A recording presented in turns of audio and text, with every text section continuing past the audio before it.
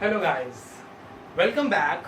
आज हम लोग बात करेंगे हमारे थ्योरी ऑफ इंटरेस्ट के सेकंड थ्योरी के ऊपर, that is the liquidity preference. Liquidity preference पढ़ने से पहले थोड़ा सा मैं आपको इंटरेस्ट का इंट्रोडक्शन दे देता हूँ। अगर इंटरेस्ट की वीडियो अगर आपने अभी तक नहीं देखी तो पहले इंटरेस्ट की वीडियो देख लीजिए, तो आपको ये समझने में काफी ईजी हो जाएगा। इंटरेस्ट बेसिकली हमारा होता है कि जो भी हमारी सेविंग या इन्वेस्टमेंट होती है, उस सेविंग या इन्वेस्टमेंट के बदले में जो भी रिटर्न हमें मिलता है या जो भी रिवॉर्ड हमें मिलता है, वो रिवॉर्ड मेरा कहलाता है इंटरेस्ट। अब यहाँ पे उस इंटरेस्ट को डिफाइन करने के लिए एक थ्योरी हमारे कीन्स ने बनाई। हमारे लॉर्ड कीन्स एक फिलोसफर थे, लॉर्ड कीन्स। इन्हें लॉर्ड इसलिए कहा जाता है, जैसे इनके नाम के आगे भी आप देख रहे होंगे लॉर्ड वर्ड लगा हुआ है। लॉर्ड इनका कोई नाम नहीं है, लॉर्ड वर्ड इन्हें इसलिए मिला हुआ है, इन्हें एक मतलब एक डेजिग्नेशन या पोस्ट टाइप की मिली हुई है, ऑनर मिला हुआ है कि इन्होंने अपनी कीन्स ने economist as a economist economy में बहुत सारे कंट्रीब्यूशन दिए, बहुत सारी थ्योरीज बनाई, बहुत सारी चीजों को रेक्टिफाई किया। इसलिए इनके नाम के आगे वर्ड लगता है लॉर्ड कीन्स। लॉर्ड कीन्स ने एक थ्योरी बनाई, लिक्विडिटी प्रेफरेंस। इस लिक्विडिटी प्रेफरेंस में जो ये वर्ड लिक्विडिटी है, लिक्विडिटी नाम से क्या समझ आ रहा है? लिक्विड। लिक्विड का मतलब जो आसानी से बह जाए, आसानी से फ्लो कर जाए। और हमारे इंटरेस्ट थ्योरी के अंदर सिर्फ एक ही चीज ऐसी है जो बहुत ही लिक्विड नेचर की है, वो है हमारा कैश। तो यहाँ पे लिक्विडिटी का मतलब है हमारे कैश से। तो अब इसको हम चाहे लिक्विडिटी प्रेफरेंस बोले या फिर कैश प्रेफरेंस बोले, तो मेन कॉन्सेप्ट जो इस थ्योरी का है, वो इस थ्योरी का मेन कॉन्सेप्ट क्या है? कैश। यानी कि इस पूरी थ्योरी में जो भी हम बात करेंगे वो हम बात किसकी करेंगे? Preference to the cash. यानी हम पूरी प्रेफरेंस किसको देंगे? कैश को देंगे। इस लिक्विडिटी प्रेफरेंस को लॉर्ड कीन्स ने सबसे पहले अपनी बुक में डिफाइन किया था, जिस बुक का नाम उनका क्या था? The general theory of employment, interest and money. यानी एक जनरल थ्योरी उन्होंने बनाई थी, जो नॉर्मल सी थ्योरी बनाई थी तीन चीजों के ऊपर, एम्प्लॉयमेंट, इंटरेस्ट एंड मनी। उसी जनरल थ्योरी ऑफ इंटरेस्ट का एक पार्ट ये हमारा है लिक्विडिटी प्रेफरेंस। ये लिक्विडिटी प्रेफरेंस जो है ये हमारे डिटरमाइन किया जाता है तब when demand of money is equal to the supply of money. जब मेरी डिमांड और सप्लाई दोनों इक्वल होंगी मनी की, यानी जितना हम मनी की डिमांड कर रहे हैं उतना ही हमें सप्लाई मिल रही है, या जितनी हम मनी की सप्लाई कर रहे हैं लोग उतना मनी की डिमांड कर रहे हैं। तो जब मेरा demand of money is equal to the supply of money होगा, तो वहां पे क्या होगा? मेरा जो लिक्विडिटी प्रेफरेंस है या जो मेरा कैश प्रेफरेंस है वो मीट कर जाएगा और वो मेरी इक्विलिब्रियम स्टेज कहलाएंगे। अब कीन्स की थ्योरी के अकॉर्डिंग इन्होंने क्या बोला कि ये जो हमको इंटरेस्ट मिल रहा है, ये इंटरेस्ट हमको दो वजह से मिलता है। इस इंटरेस्ट को मिलने के पीछे दो मोटिव होते हैं। पहला motive, reward for giving cash. ये हमारा कैश के बदले में एक रिवॉर्ड होता है। रिवॉर्ड का मतलब हमने किसी को कैश दिया, हमने कोई रिस्क लिया, उस रिस्क के बदले में हमको पैसा मिला। जैसे मैंने अपने दोस्त को 10,000 रुपए दिए और उससे इंटरेस्ट ले रहा हूं।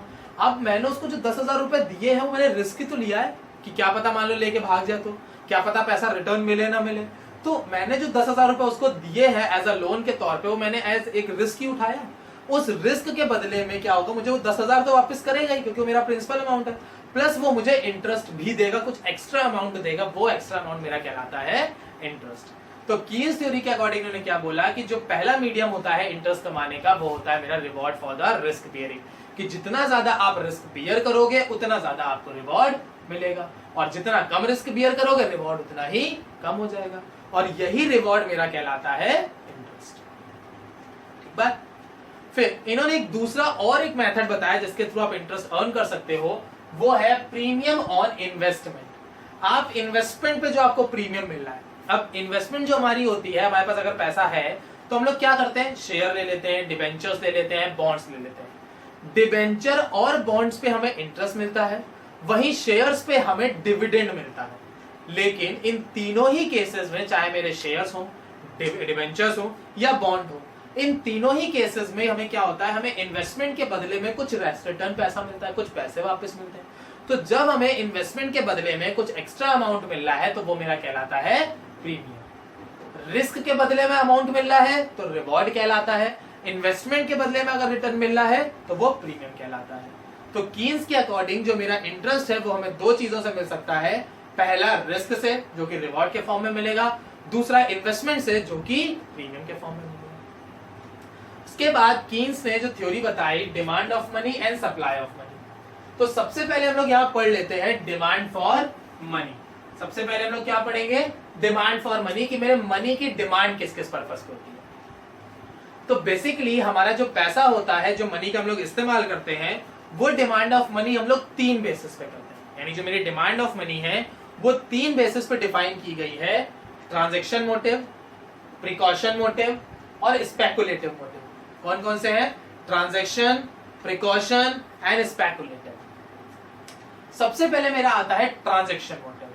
ट्रांजैक्शन मोटिव का मतलब होता है कि जो हम अपने मनी का डे टू डे लाइफ में जो इस्तेमाल करते हैं, यानी रेगुलर पीरियड पे जो हम इस्तेमाल कर रहे हैं, रोजमर्रा की जिंदगी जीने के लिए, सामान खरीदने या बेचने के लिए, या कोई ट्रांजैक्शन करने के लिए, कोई लेन देन करने के लिए जो हम इस्तेमाल करते हैं पैसा, वो मेरा आता है ट्रांजैक्शन डिमांड ऑफ मनी। दूसरा मेरा होता है precaution demand of money. Precautions का मतलब क्या होता है, प्रिकॉशन लेना, पहले से ही किसी चीज के लिए तैयार रहना। तो ये जो प्रिकॉशनरी मेथड होता है, ये मेरा डिपेंड करता है मेरे क्या कहते हैं, इमरजेंसी पे, अनसर्टेनिटी पे, कि आपको लग रहा है कि हो सकता है मैं बीमार हो जाऊं, हो सकता है मेरी नौकरी चली जाए, हो सकता है मेरी फर्म में लॉस हो जाए। तो ये सारी चीजें तो हो सकती है ना, इट मे बी हैपेंस, लेकिन अनसर्टेन है, बट हो तो सकती है ना।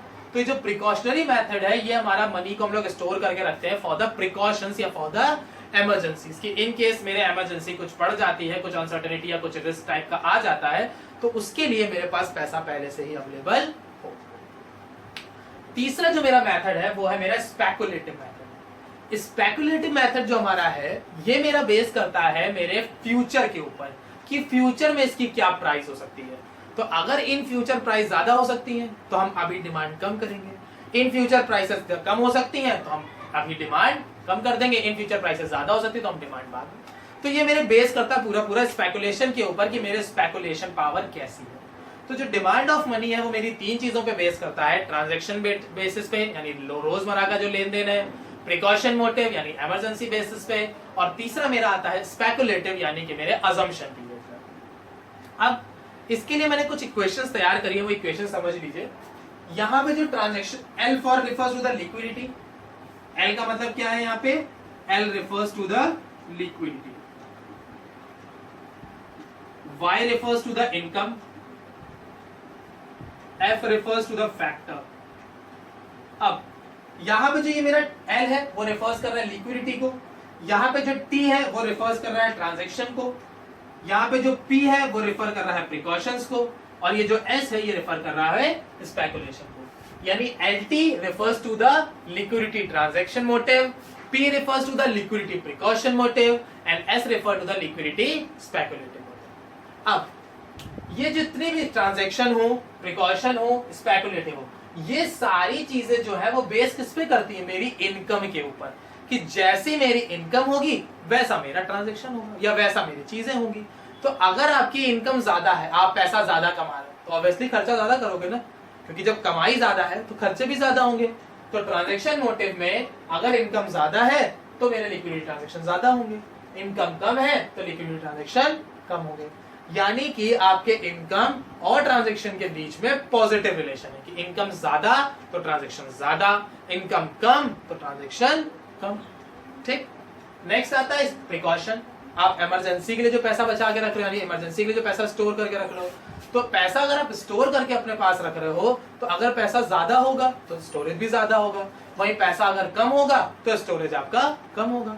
तो वही सेम चीज, इनकम ज्यादा तो प्रिकॉशन ज्यादा, इनकम कम तो प्रिकॉशंस कम। ठीक है, यानी आपके transaction motive, precaution motive. Third आता है स्पेकुलेटिव।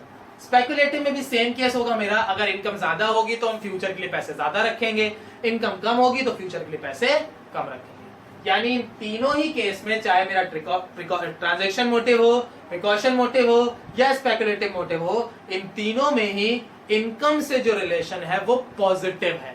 यानी कि अगर इनकम बढ़ती है तो ये तीनों बढ़ेंगे, अगर इनकम कम होती है तो ये तीनों कम हो जाएंगे। समझ में आ गया, कोई दिक्कत नहीं? चलिए अब बढ़ते हैं नेक्स्ट टॉपिक की तरफ, जो कि है मेरा ट्रांजैक्शन।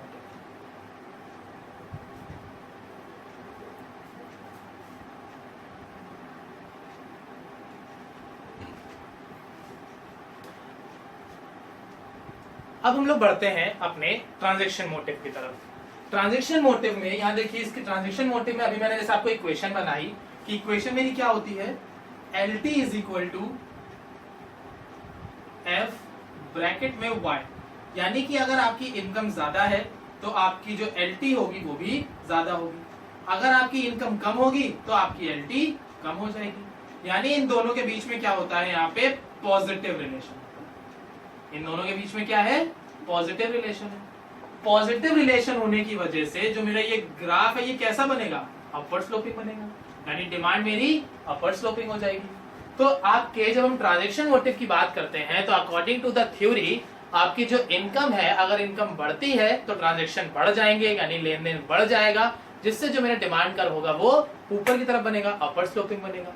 लेकिन थोड़ा सा कहानी में light twist.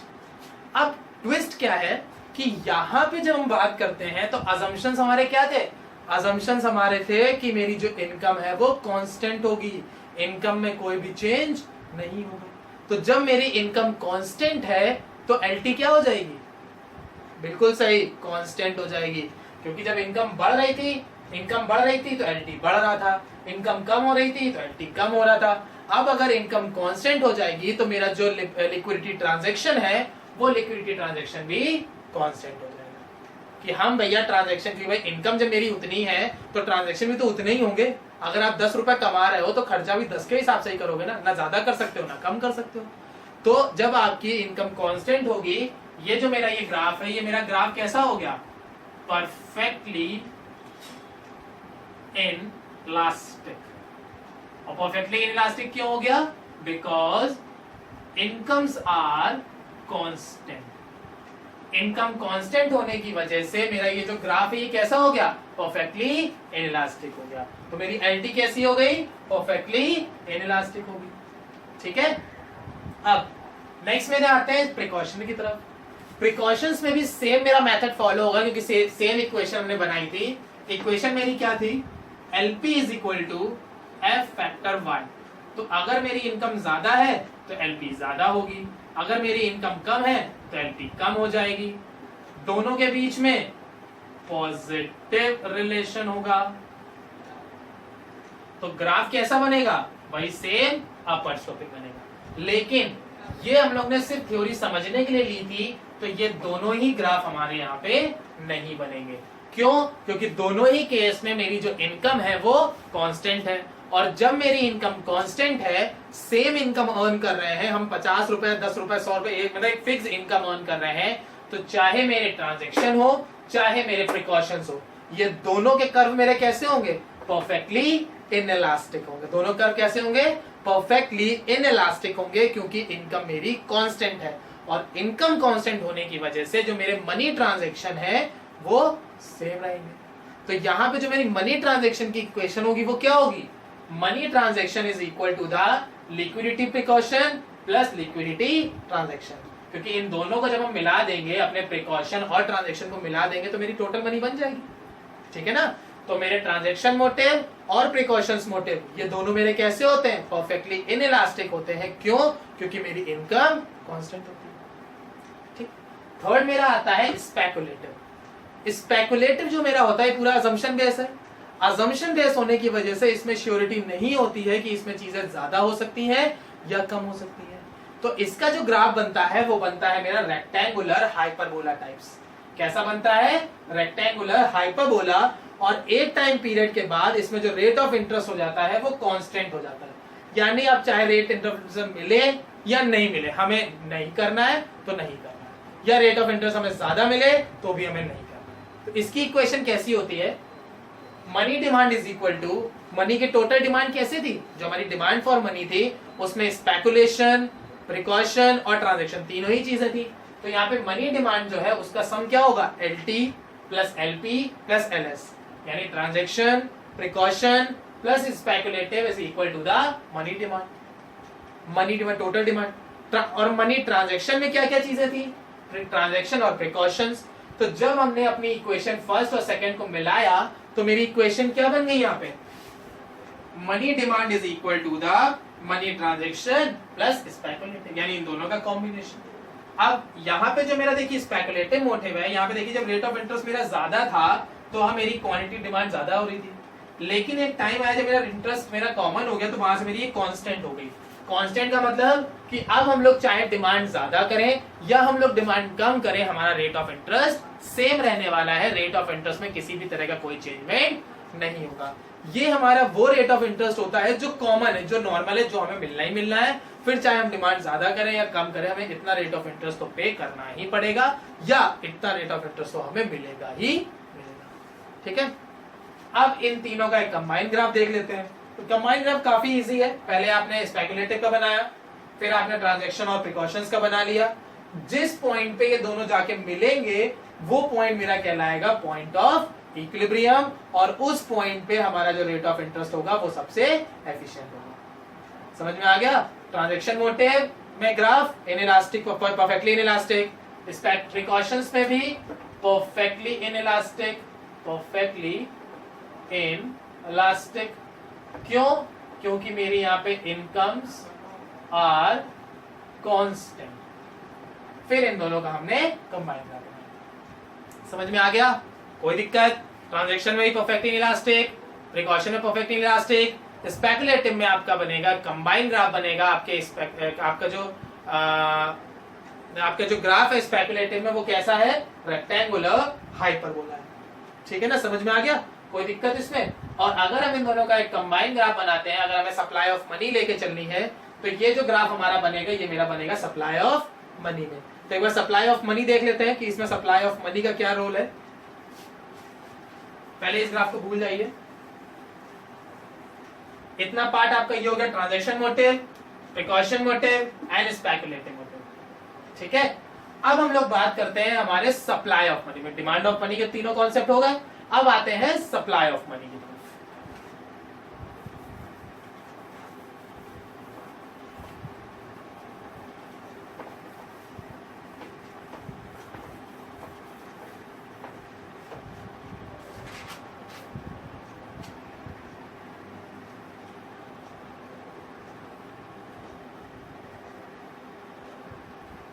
Supply of money जो है, ये हमारी सप्लाई ऑफ मनी कौन कंट्रोल करता है? आरबीआई या फिर गवर्नमेंट। मेरी जो आरबीआई है या जो मेरी गवर्नमेंट है वो मेरे मनी सप्लाई को कंट्रोल करती है, यानी वो चेक करती है कि मेरी कंट्री में मनी सप्लाई ज्यादा होनी चाहिए या मेरी कंट्री में मनी सप्लाई कम होनी चाहिए। तो आरबीआई और जो गवर्नमेंट है वो डिसाइड करेगी कि सप्लाई ऑफ मनी ज्यादा होगी या सप्लाई ऑफ मनी कम होगी। इस सप्लाई ऑफ मनी के अकॉर्डिंग क्या होता है, जैसे मैंने अभी आपको बताया कि सप्लाई और मेरे रेट ऑफ इंटरेस्ट में कैसा रिलेशन था? डायरेक्ट रिलेशन था ना?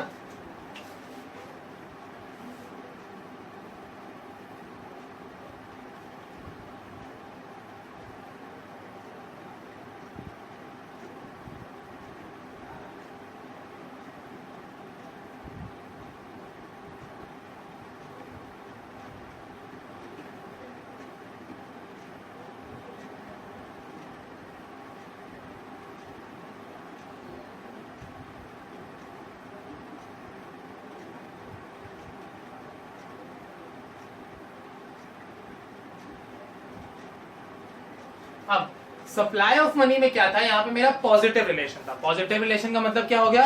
इनकम ज्यादा होगा तो हम लोग सप्लाई ज्यादा करें। मतलब आपकी अगर यहाँ पे रेट ऑफ इंटरेस्ट ज्यादा है, आपको इंटरेस्ट ज्यादा मिल रहा है, तो आप क्या सोचोगे कि भाई पैसा इन्वेस्ट कर देते हैं, सेविंग में डाल देते हैं, ज्यादा मिलेगा, घर पे रख के क्या कर लेंगे हम। और वहीं अगर रेट ऑफ इंटरेस्ट आपको कम मिल रहा होगा, अब भैया मेरे पास ही रहने दो, हमें नहीं करना इंटरेस्ट सेविंग एविंग, हमारा पैसा हमारे पास रहने दो। लेकिन यहाँ पे तो हम लोग रेट ऑफ इंटरेस्ट की बात ही नहीं कर रहे हैं, हम लोग रिलेट किससे करा रहे हैं? इनकम के साथ। और इनकम कैसी है?